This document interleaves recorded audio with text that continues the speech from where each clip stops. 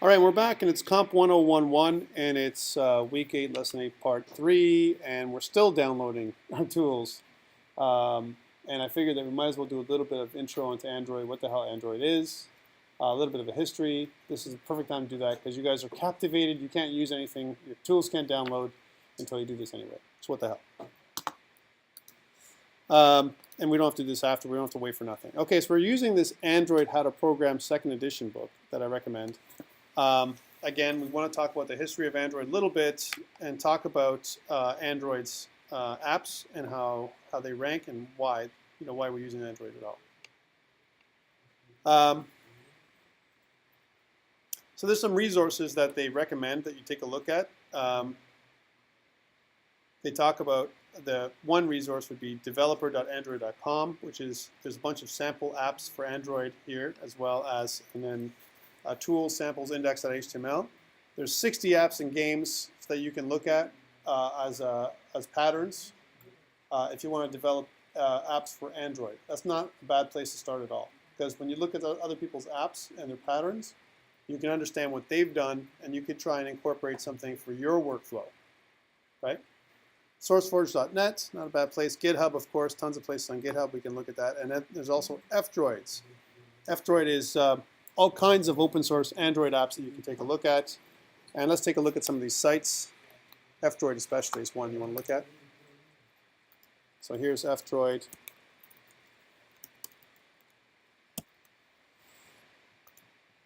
And literally you can download,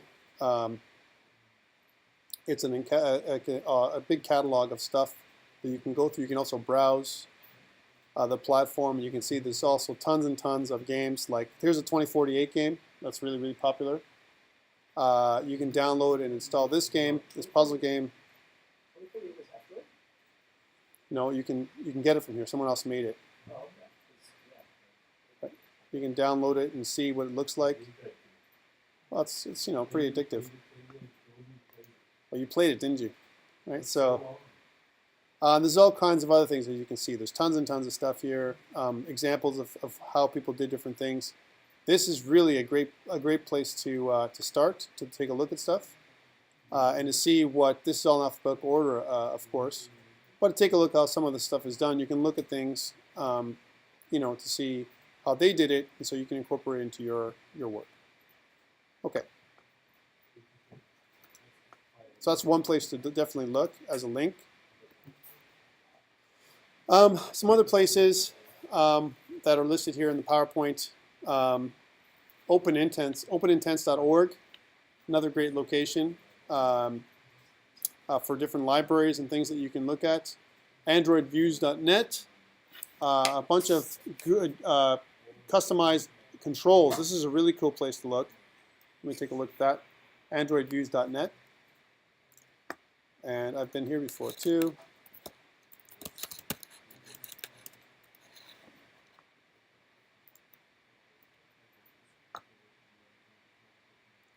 And one day.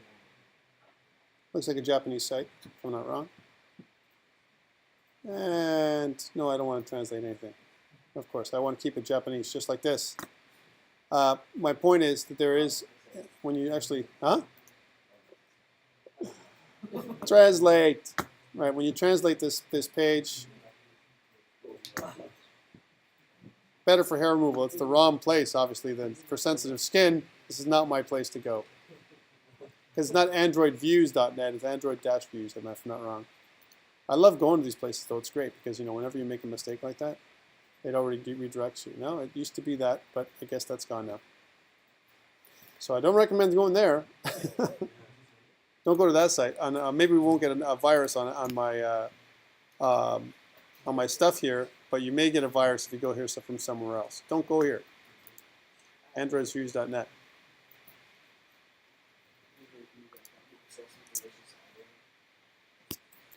Yeah, that's not good. Don't go to any place you're going to get adware, that's for sure.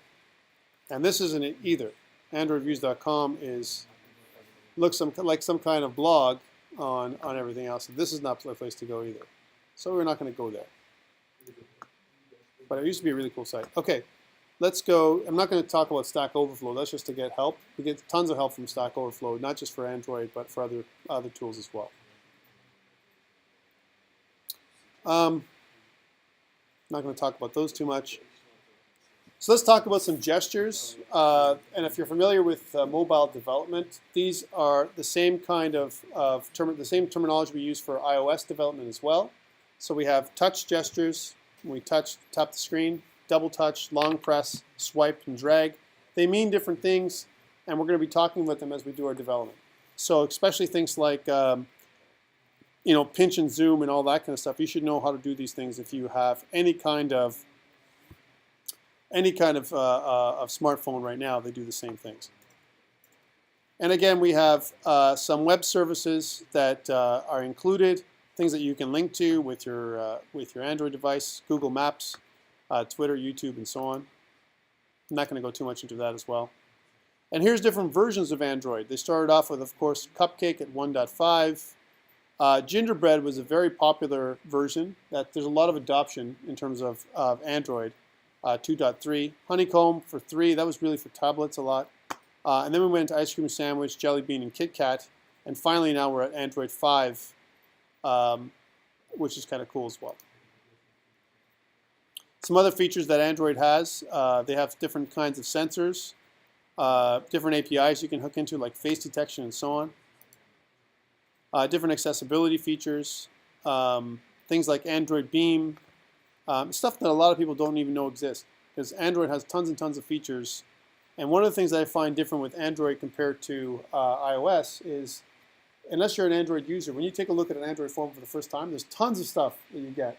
And there's tons of places to get more things for free, way more, in fact, if I'm not wrong, than iOS.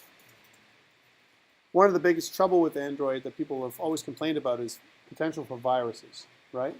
Now, you guys are Android users. Have you guys ever had a virus?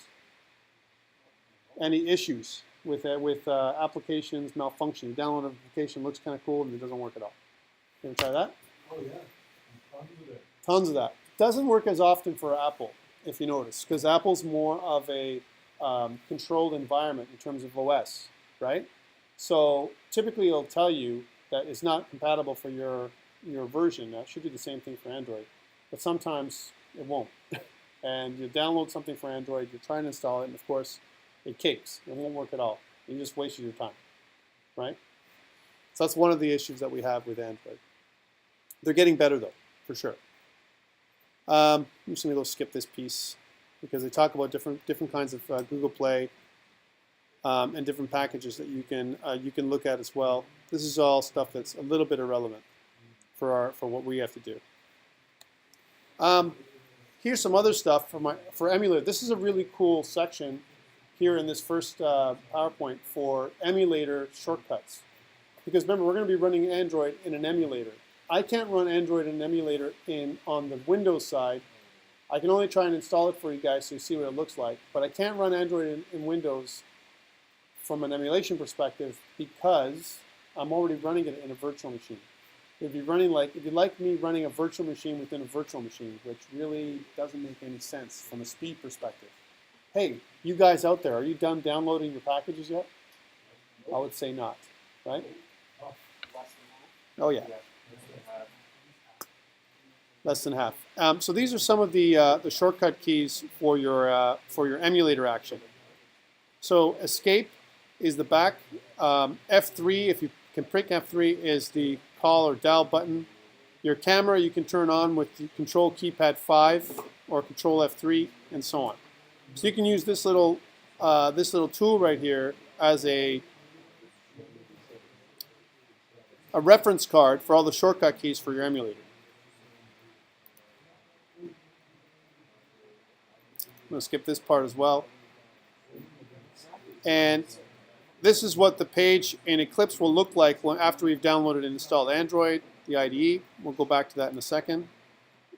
And what we're going to be doing is creating an Android virtual device later on. We're going to be talking about how to do that together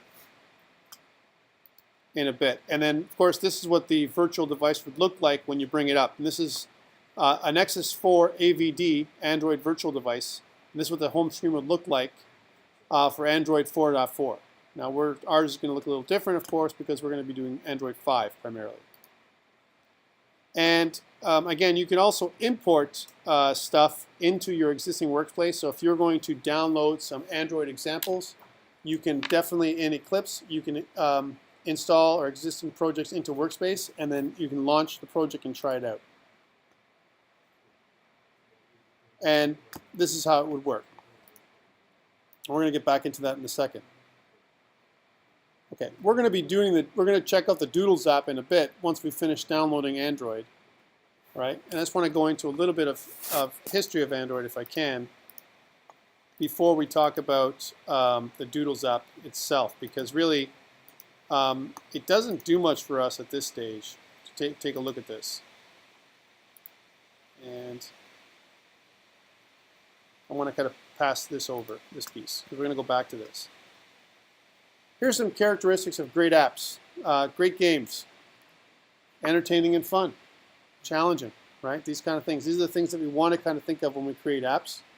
High quality animations, offer single player, multiplayer network versions. Hard to do, right? If you're going to try and get a game to work that's multiplayer, there's multi-options here. Single player is hard enough to take care of. We were just building games in the other course, and you're noticing how much effort there is to build a single player game. Imagine trying to do multiplayer or even network. That's another layer of challenge that you're going to have to conquer. Really hard to do that. You have to do this single player stuff really well, and then understand sessions, understand messaging, all that kind of stuff really, really well. Useful utilities, useful functionality. I think one of the things that I like to look at when I build apps of any kind, or even look at apps, is this been done before? Like if I'm building something that's already out there, why am I building it, right? Now if I'm doing it as an example app or something that I need that's not exactly out there, like some kind of customized little app that already exists, that might be something that somebody else might want because something like that doesn't exist, right? That's cool. Almost like saying like what the movies look like. They say to you, the movies director is always like this, give it to me the same, right? Only different. That's their slogan, right? They want the same stuff that they already know and love, but they want a little bit of a twist on it. That's okay to do if you're going to take something that already kind of exists and put your own spin on it and create your own UI that is more friendly and useful. That's a really good thing to do. One of the most challenging things to do is, or not challenging things, I would say the most popular things to do is use location-based services. A lot of people try and make apps like that right away. Like for example, I want to be able to find my restaurant. I want to make a restaurant app that's native, right, not a web app, and I want to use location services, GPS basically, to find where I am in relation to the restaurant, or how many restaurants are around me, or something like that. That's one of the most popular ones to do. Not always an easy option to try and to implement, because you have to look at the location services API and try and make it work. I know, it's hard though. It's not easy to do, but you can, if you put your mind to it, it's not impossible. Yep. We talked about that. Was it a year or 2 years ago? I heard about that. Yeah. Here's some other great characteristics. One of them I like is they're responsive. Now, responsive means different things to different people. We're not talking about responsive design here, like as in like it changes or it's adaptive. Yeah, we're not talking about that. We're talking about responsive meaning as like it's quick. It responds quick. It's not slow, right? If it's a slow app or if it's not written well, people don't want it, no matter how cool the UI looks, right? So it means something different here. I'm not going to keep going into this. It'll be up on your PowerPoint for you guys to look at. But these are the kind of things that you want to take a look at in terms of what makes a great app. And I think it's a good start when it comes to thinking about you developing apps of your own. And I think it works well whether you look at Android or iOS or any other thing. Okay, let's take a look at this. Here are some online docs for Android for different piece parts. And we're going to look at some of them today. And I'm not going to look at Studio. I'm just going to keep going here until we get to the next piece. So that's really kind of an intro to what Android what we have in Android, hey, don't go to that view. But one of the best websites to go on is this one here, Develop Android. And if I want to look at things like tools or the SDK itself, if I want to look at the SDK and I want to get an idea of, if I look at samples as an example, or reference is a really good guide as well. There's some really good samples here that you can download, how to download them, and they have a bunch of different kinds of samples. Let's look at what's new, right? So things like messaging service. I want to know how to do a messaging service, right? And it shows you, if you look on the left-hand side here, how to put together a messaging service. They show you the Android manifest, what it should look like, an actual example of code, right? And they also show you the different kinds of resources, because for Android you have to kind of create your drawable resources for different sizes. Like for example, this is resources, a ping file for different sizes. If you notice, they do the same kind of image files, but different ones for different sizes, right? And of course, the same thing with when we look at our source code. You know, here's our source code for the main activity Java file, which we're going to talk about, and what it would look like. So all the course, the actual code, a lot of it is up here already, right? And one of the things we're going to learn about when we create Android apps is this Oncreate method. This Oncreate method right here, right? It's actually part of the main activity class that extends, here's that extends keyword, extends activity. The activity is the superclass that we're going to be talking about, that we're going to be working with Android, right? So this is a stub. This is exactly what happens in most Android applications. You have this main activity. In this particular case, they're setting the content view, right? And again, there's this thing called our responsive layout, right? In activity main, that's what the activity is called in this particular option. And then this if saved instance state is equal to null, they create this saved instance state so that when you switch from one window to the next, or if you leave the app, it saves your instance. That's what this thing does. And we'll talk about that a little bit as we go. So again, there's different things here for messaging. There's the read receiver, and they give you the JavaScript for that. Right? So you don't have to code it from scratch yourself. It's all right here to make you understand how to do a read receiver, a reply receiver, a fragment, a service. All that stuff is right here, so you don't have to figure it out on your own, which is kind of cool. So if you want to do something, there's a bunch of code samples here, almost like snippets that you can use to learn Android. And I think that's one of the really cool things of Android that that's different than iOS. For iOS, especially for Swift now, there's still not a whole hell of a lot of resources out there as easily as this. You can get certainly you can get resources out there as well. If you go to Stack Overflow and stuff like that for questions, there's a lot of answers on Swift as well. But in terms of code samples, I think Android's got it covered in terms of how many they have for them to try and get you going, right? Certainly, you can do the same thing on Swift if you and in iOS if you know where to look. But I think from an ease of use and a barrier to entry perspective, Android has no barriers to entry. You can start it off for free. You can test it on your device. You don't have to be a developer to put it on your device. You just have to connect it up to your laptop and use your tools. No.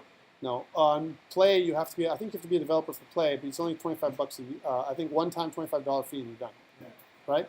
On iOS, it's $99 a year, right? And you got to choose $99 for iOS, and then it's $99 for macOS 10 if you want to do one or the other.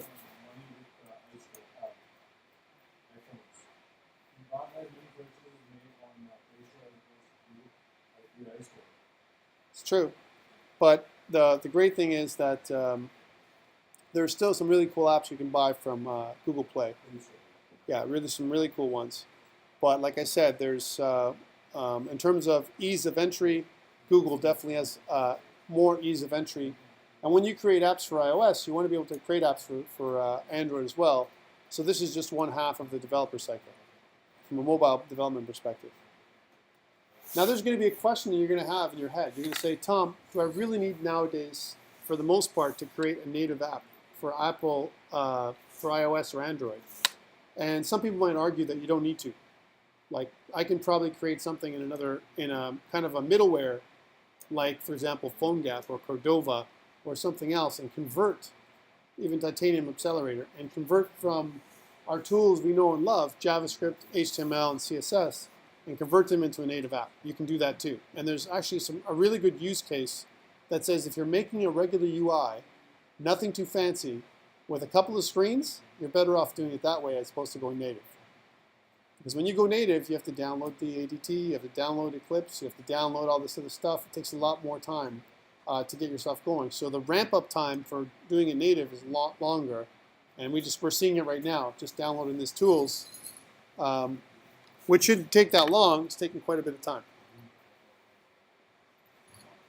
Okay, so there's a place to look here as well. So that's one of the set of tools that I would look at for sure. So this is develop. And there's also these API guides and training, free training that's online here. If you want to learn how to do some basic stuff like building your first app. The only thing is that some of this training asks you to download and install Android Studio, right? Again, I don't recommend it because I don't think it's quite ready, in my opinion, from the get-go, right? Now, can you use it? Absolutely. And I think JetBrains has made a pretty good product so far. But like I said, I don't recommend it in terms of stability and some of the stuff that it has. I think they still need to clean the interface up a little bit and do some other things before I would recommend using Android Studio 100%. Any questions around this stuff? I know we're just kind of doing an intro right now, and it's taking some time to get all this stuff going. No choice. This is part of it, right? And there really isn't a better way to do this. If I don't show you how to do this stuff, then when we try and download and install Android and get this thing going later on, we're going to have issues. API guides is definitely something you want to look at as well. They talk about how to do an app manifest and what that is. Some really good examples of what an activity is, what an app manifest looks like. And if you notice, it's all in XML format. So take a look at what the XML format would look like for your properties and everything else. I think that's one part that Android needs to get to. I think that's one thing that they can do instead of they should move away from XML and move into JSON, like a lot of other platforms. We're moving away from XML and into JavaScript object notation. It's a little bit easier to digest, and in terms of stability, again, we're moving away. Everyone's moving away from XML and going into to JSON right now, pretty much. So it's something that we can maybe in future versions they'll do that. They'll have an option to do JSON as part of their their manifest and so on. Because a lot of stuff we're going to see in Android Studio and Android in Eclipse is they use JSON to kind of configure their code and to assign properties. All right, so we're going to look at that as well. So here's our API reference. I'll look at other things too. For example, here's my user interface. There's guidelines, animation, and graphics. It talks about how to do that. There's tons and tons of tools here to help us go. How do we do data storage, syncing to the cloud, and it talks about different things like data backup, and so on and so forth. Really, really solid API documentation, and we're going to get to that later on in the course. And a bunch of different types of tools as well. They talk about how we can integrate GitHub with the Android Studio, but we can do that as well with Eclipse, which we've been doing for the last little while. So I'll leave it there again for this video, and then when we come back, I think it's probably a good time to take a bit of a break, let our computers do their job, and then come back and we'll hopefully get some of this Android stuff going today, which I'd like to try and do.